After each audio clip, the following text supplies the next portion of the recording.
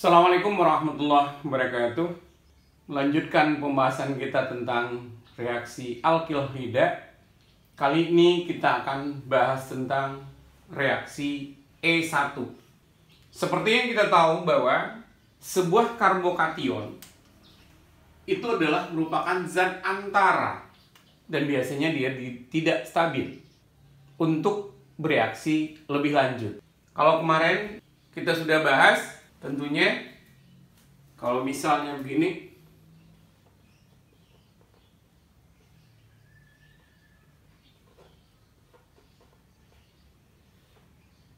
nah ini adalah berupa alkil halida tersier. Nah, apabila dia melepaskan Br, sehingga dia akan membentuk karbokation. Dan karbokation yang dibentuk ini adalah karbokation tersier. Jika direaksikan dengan nukleofilnya berupa H2O misalnya, dengan kemudian selanjutnya dilepaskan berupa H+, maka hasilnya nanti adalah berupa senyawa alkohol.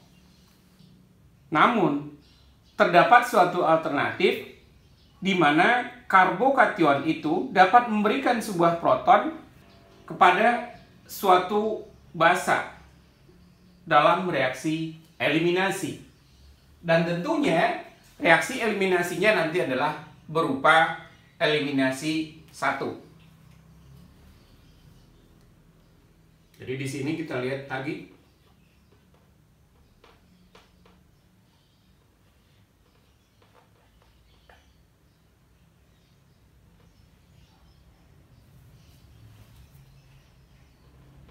Biar lebih jelas kita pisahkan dulu.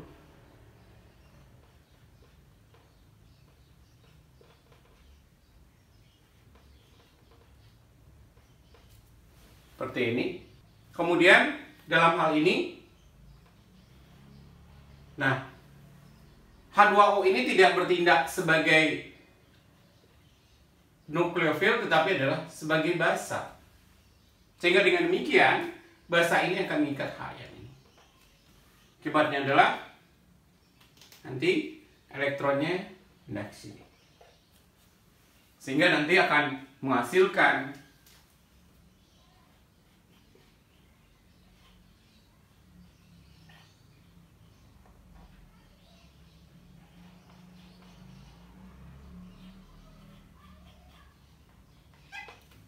jadi di sini terbentuk ikatan rangkap.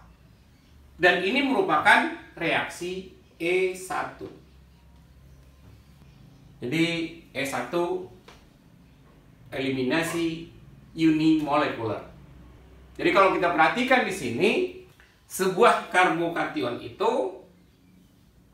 nanti bisa bereaksi dengan nukleofil dan bisa bereaksi dengan sebuah basa. Nah, kalau dia bereaksi dengan nukleofil, tentunya hasilnya adalah berupa reaksi substitusi. Sedangkan kalau dia bereaksi dengan basa, maka hasilnya adalah eliminasi. Dan kalau kita lihat di sini, dalam prosesnya nanti, proses pertama dalam arti kata itu adalah sama. Di sini adalah pembentukan karbokation. Bagaimana selengkapnya reaksi eliminasi? Berikut akan kita jelaskan. Nah, selanjutnya kita akan jelaskan bagaimana mekanisme reaksi E1. Seperti yang disampaikan sebelumnya bahwa tahap pertama reaksi E1 itu akan sama persis dengan tahap pertama dari reaksi SN1. Apa itu? Yaitu pembentukan karbokation.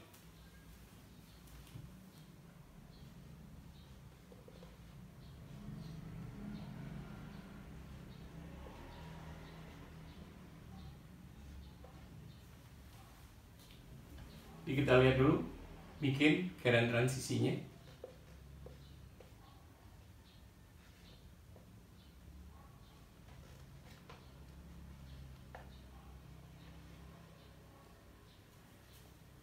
untuk selanjutnya menjadi atau membentuk karbokation.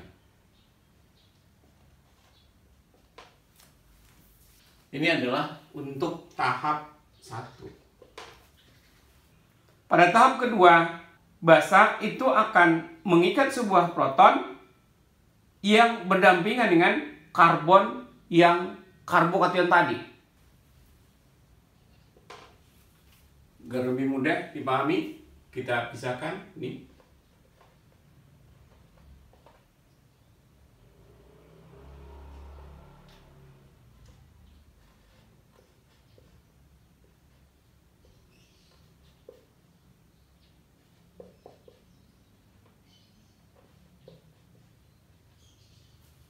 Yang direbut itu adalah ini karbokationnya, H yang berada di sampingnya.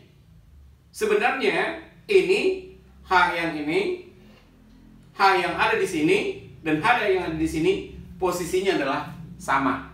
Maka kita bikin aja salah satunya. Nah, inilah yang akan direbut oleh basa.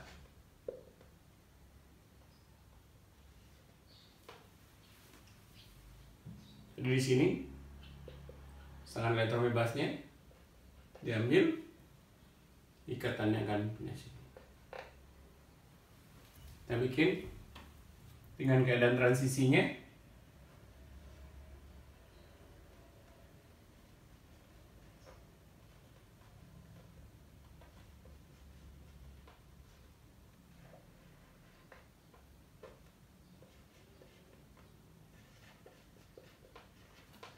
Jadi kita bikin keadaan transisinya.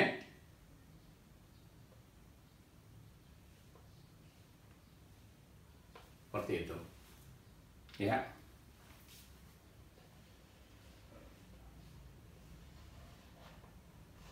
Sehingga nanti hasilnya adalah tentu di sini nanti H akan terikat pada OH2. H2 membentuk H3O+, dan di sini nanti akan membentuk ikatan rangkap 2 yang ini. Sehingga hasilnya nanti adalah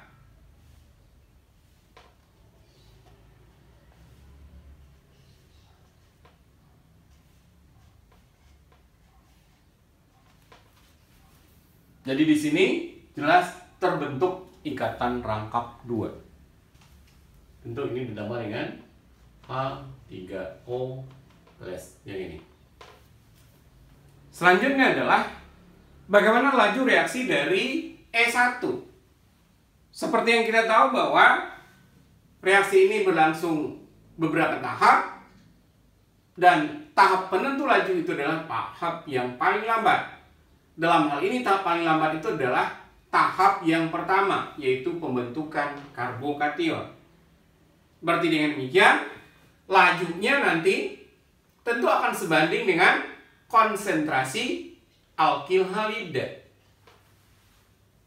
Kenapa? Karena memang hanya alkil halida lah yang ada saat itu pada tahap pertama. Maka dengan demikian berarti laju tentu akan sama dengan K tetapannya dikali dengan konsentrasi alkil halida. Artinya adalah semakin besar konsentrasi dari alkil halida, maka lajunya juga akan semakin besar. Selanjutnya, bagaimana pengaruh alkil halida terhadap laju? Kita perhatikan tadi di sini jelas bahwa pembentukan karbokation di sini. Artinya di sini juga akan berpengaruh karbokation yang terbentuk terhadap lajunya. Di mana kita tahu bahwa karbokation tersier itu akan lebih stabil dibandingkan yang sekunder dan lebih stabil dibandingkan yang primer. Maka dalam hal ini tentunya dari segi laju reaksinya untuk E1 alkil halida yang tersier tentu akan lebih cepat dibandingkan dengan alkil halida sekunder dan lebih cepat dibandingkan dengan alkil halida primer. Dan ini identik atau sama persis dengan SN1. Karena memang prosesnya itu di tahap awal persis sama. Contoh selanjutnya adalah ini siklo di sana mengikat Br. Ya. Nah, ini kita reaksikan misalnya dengan CH3, CH2, OH. Ini juga adalah merupakan basa lemah. Nah, jelas di tahap awal itu adalah pembentukan karbokation. Nih. Sehingga yang terbentuk itu adalah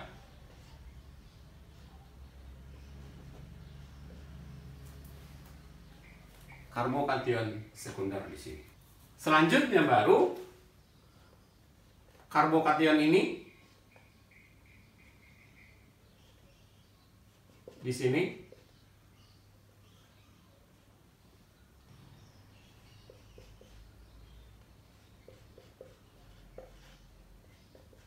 nah, basa ini akan mengikat H yang berada di samping. Ya, kalau di sini ini karbokation berarti H yang di samping ada di sini sebenarnya. Kemudian ada di sini juga. Kalau kita perhatikan. Ya. Mana yang diikat? Kalau kita lihat di sini, ini yang diikat misalnya. Sehingga nanti akan terjadi begini katanya. Hasilnya? Hasilnya adalah tentu ini membentuk ikatan rangkap di sini. Ya. Kemudian ini sebenarnya kemungkinannya juga ikat yang atas. Seperti ini. Sehingga dengan demikian ini juga akan membentuk ikatan rangkapnya kemungkinan di atas. Apa yang kita dapatkan? Kita dapatkan buah-buah senyawa. Tapi apakah benar bahwa ini adalah senyawa yang berbeda? Kita lihat. Ini berarti namanya apa? Lingkarnya 6, 1, 2, 3, 4, 5, 6. Berarti keterangkapnya jelas di yang pertama. Kita sebut saja siklohexena. Kalau yang ini lingkarnya juga sama. Ya, dengan demikian nomor 1 juga parutan yang sama. Oke, nah ini berarti ini juga adalah siklohexena. Dengan demikian, ini sesungguhnya adalah zat yang sama.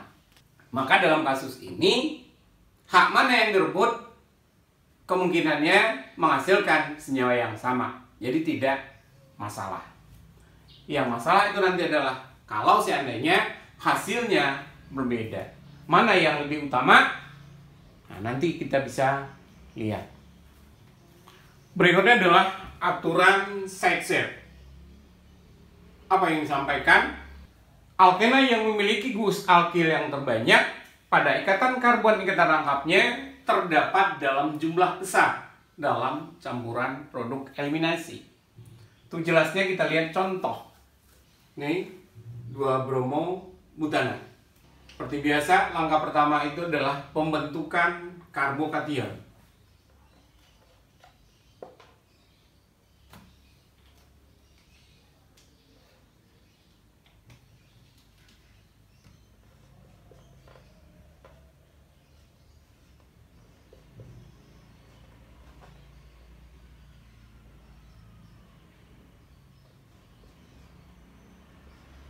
Untuk lebih memudahkan, kita tulis dulu sini. Ada H-nya. Juga ada H.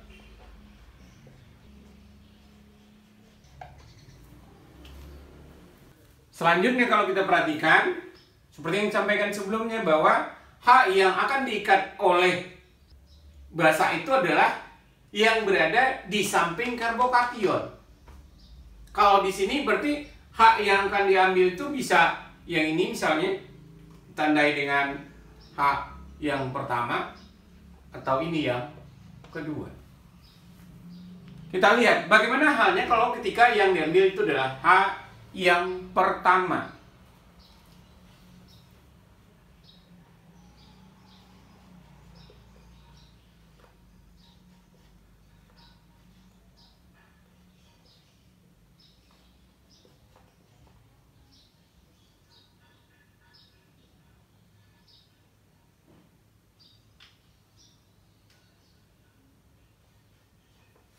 Misalnya kita menggunakan bahasanya adalah CH3 CHOH,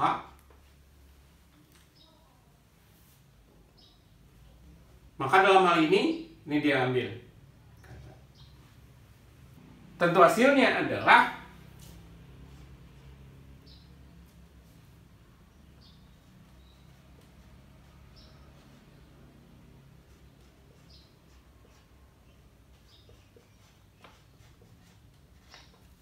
itu yang pertama, ya. Ini adalah kemungkinan yang pertama.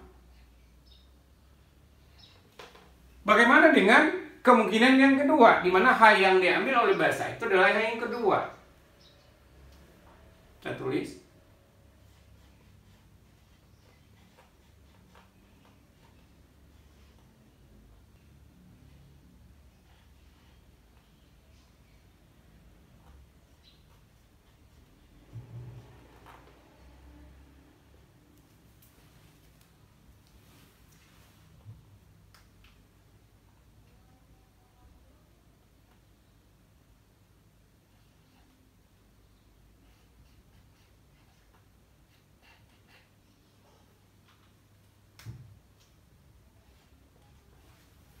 Hasilnya tentu adalah ini yang diambil, berarti nanti adalah CH3 CH2. Hasilnya adalah CH3 CH2 CH kata tangkap CH3.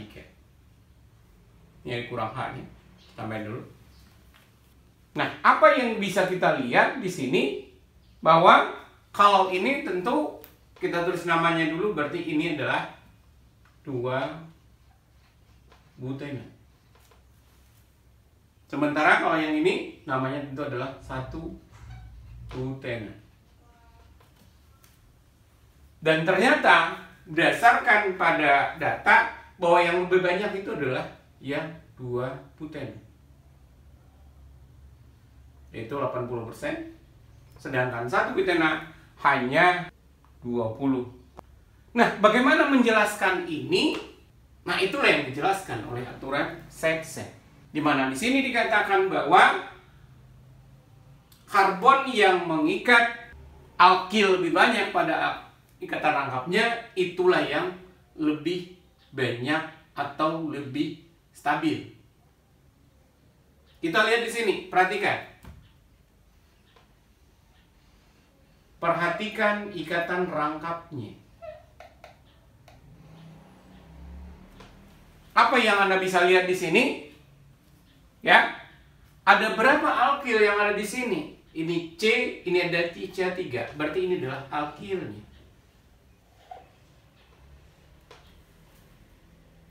Demikian juga kalau yang ini. Ini juga CH3, ini juga alkilnya, R. Lantas bagaimana dengan yang di sini? Kita lihat, ini CH3, CH2. Berarti ini juga alkil sesungguhnya.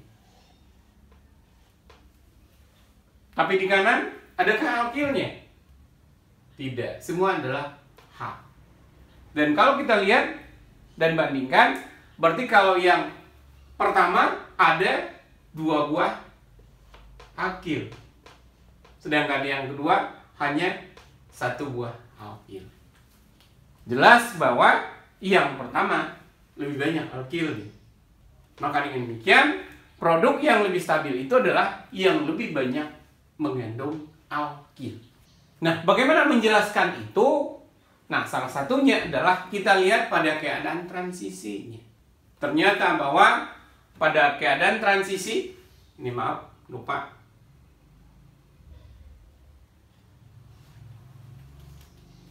Di sini, yang memiliki karakter karbokation, dua-duanya memiliki karbokation.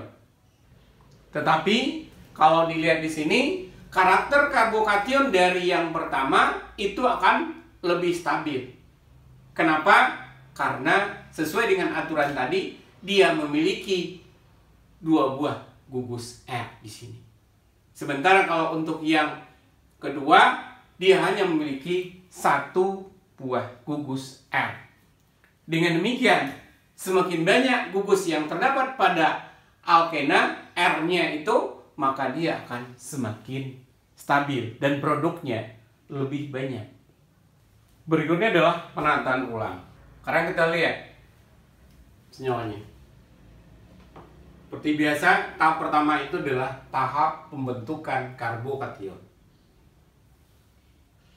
Dan ingat bahwa ini adalah tahap yang lambat. Seperti nanti akan terbentuk CH3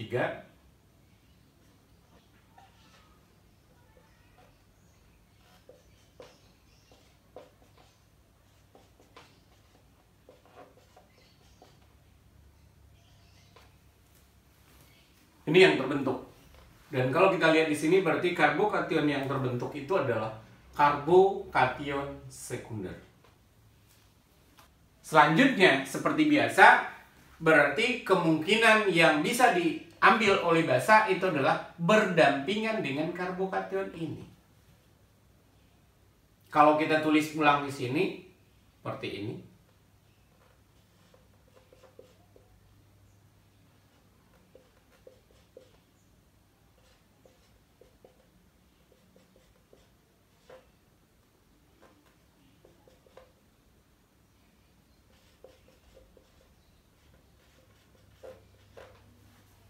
Dengan demikian, maka tetangganya itu adalah ini atau yang ini. Kiri dan kanan dari karbokation itu sendiri. Berarti ada dua kemungkinan yang bisa didapatkan.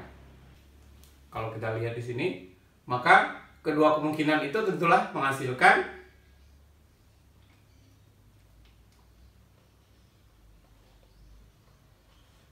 kalau yang di kiri nanti dia akan dapatkan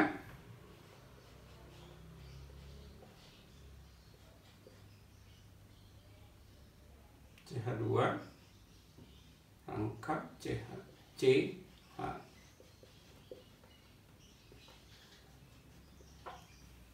Sementara kalau yang di kanan yang diambil berarti tentu dia akan mendapatkan hasilnya adalah seperti ini CH3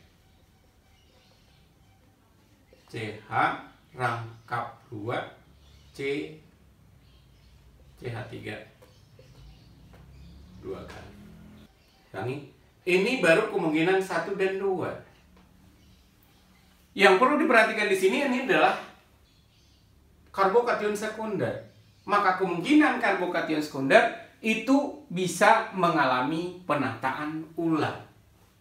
Bagaimana penataan ulang terjadi? Tentunya penataan ulang yang terjadi mestinya adalah menghasilkan molekul yang lebih stabil. Jadi dalam hal ini seperti yang kita tahu bahwa yang lebih mudah itu tentu adalah yang lebih kecil yang pindah. Seperti ini misalnya. Ini mengalami penataan ulang. Hasilnya kita lihat di sini. Ini adalah CH3. Ini adalah CH. Ya, kita lihat aja. Nah, seperti ini biar lebih memudahkan dia pindah ke sini. Kemudian C ini adalah CH3. Dan kalau kita perhatikan di sini berarti ini muatan positifnya atau karbokationnya. Dan kalau kita lihat karbokationnya sekarang, maka karbokation sekarang ini adalah karbokation tersier. Secara teori sebenarnya ini bisa diambil oleh basa H-nya H yang ini dan H yang ini. Termasuk yang ini kan, tapi ini sama. Maka hasilnya kemungkinan juga ada 2. Kalau H yang di kiri yang diambil maka didapatkan H yang ini, yang di kiri, seperti CH3, C, ikatan lengkap. Ya, ini tentu masih ada H. C, dan ini mengikat buah-buah C lagi. Sementara kalau yang H yang di kanan yang diambil, kita lihat, berarti ini baru pertemuan yang ketiga. Sementara kalau C yang di kanan, H di sini yang diambil, maka hasilnya tentu adalah ini kita tulis C3 CH2 yang ini. Yang ini berarti C kita lengkap dengan C. C kita lengkap dengan C. Ya, di mana dia mengikat C lagi di sini. Ya, ini tentu adalah CH2. Ini adalah C3. Dan kalau kita perhatikan, sesungguhnya kalau kita lihat lagi lebih lanjut, nah, ini adalah memang yang keempat. Kita lihat namanya apa ini? 1, 2, 3, 4, induknya 4 berarti 2 metil butene. Ya. Sementara kalau yang ini 1, 2, 3, 4. Berarti ini adalah 3 metil, ya, 3 metil buten. Ternyata antara 1 dan 4 itu berbeda. Kalau yang ini tentunya 2 metil 2 buten. Dan ini tentunya namanya adalah 1, 2 metil 2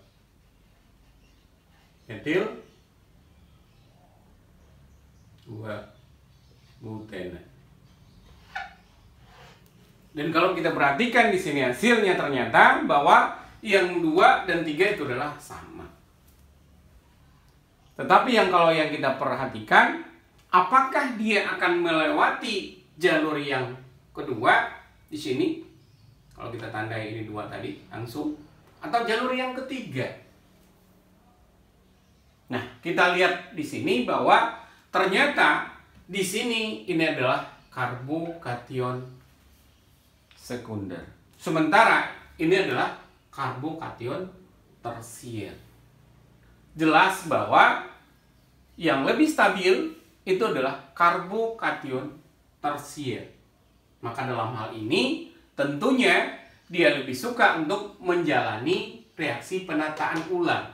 Kenapa? Karena ini akan dihasilkan karbokation yang lebih stabil. Kemudian kalau dilihat manakah hasilnya yang lebih banyak? Nah, berdasarkan hasil yang kita dapatkan, manakah yang lebih banyak dan manakah yang lebih dominan? Kita lihat sini. Kita rangkapnya.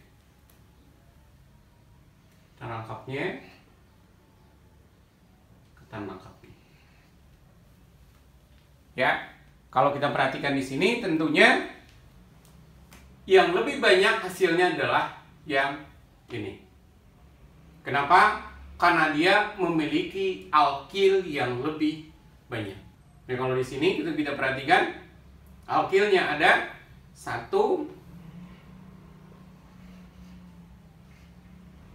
2, 3. Berikutnya, kalau kita lihat yang ini, ya, alkil yang kita dapatkan adalah 1, 2. Dan kalau yang ini kita dapatkan alkilnya adalah hanya 1 saja. Berarti yang lebih banyak produknya adalah yang ketiga, diikuti oleh yang keempat, diikuti dengan yang pertama. Makanya seperti yang kita sampaikan, berarti kemungkinan di sini terjadi penataan ulang. Karena dengan penataan ulang dia akan menghasilkan karbokation yang lebih stabil, alkil yang dihasilkan pun juga akan lebih stabil. Kalaupun dikatakan ini adalah sama, ya, tetapi untuk yang kedua berarti ini lebih stabil dibandingkan yang pertama, yang tanpa penataan ulang. Jadi berdasarkan aturan Zaitsev, maka kestabilan dari senyawa berikut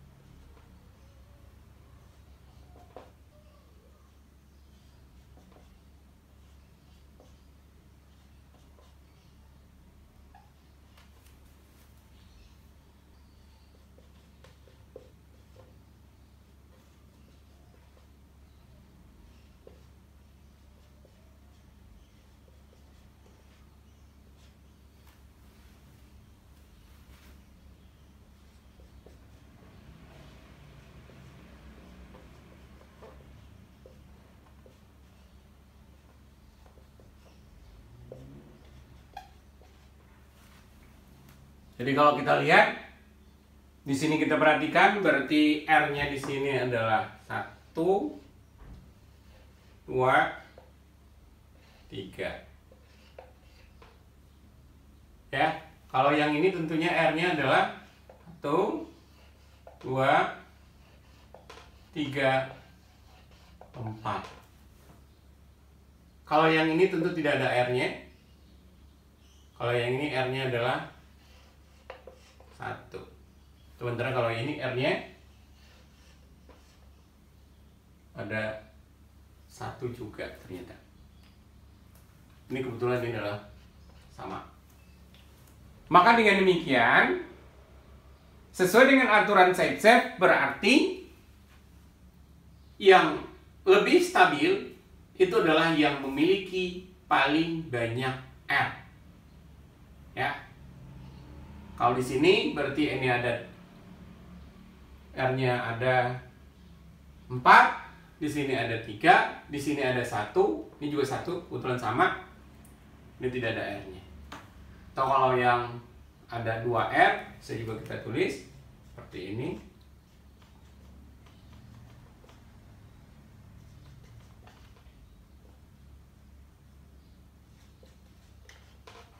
Ya, dengan demikian ini 2 R-nya.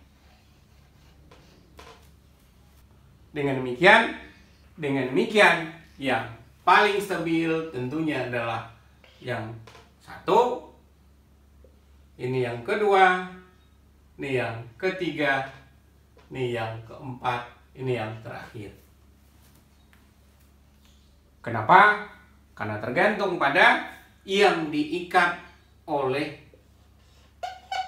alkenanya. Itu yang kita hitung. Jangan sampai nanti menghitungnya begini, seperti ini.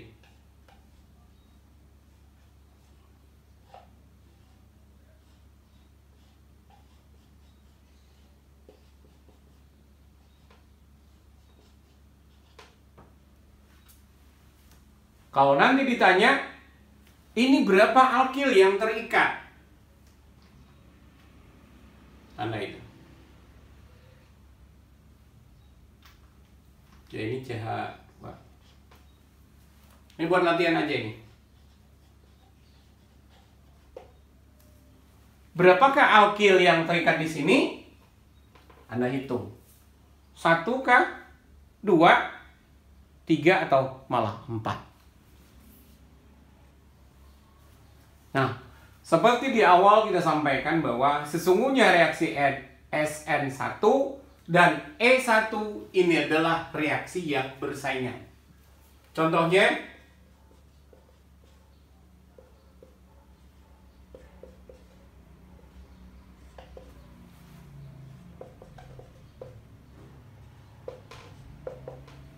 seperti itu. Maka ini adalah reaksi yang bersaingan. Ini bentuk karbokation. Nah, untuk selanjutnya ini dia bisa menghasilkan produk substitusi dan produk eliminasi. Jadi kalau kita lihat di sini, kalau dia menghasilkan produk substitusi misalnya dengan hal yang sama, H2O dengan melepaskan H+, maka hasilnya nanti adalah tentu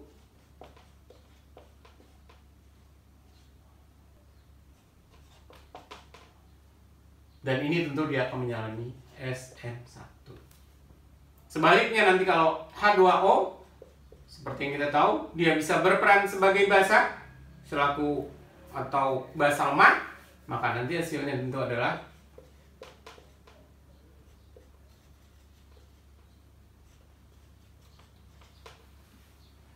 dan ini tentu adalah produk eliminasi. Nah, di sini jelas memungkinkan nanti adanya produk substitusi dan produk eliminasi. Ada lagi sebenarnya, yaitu produk penataan ulang.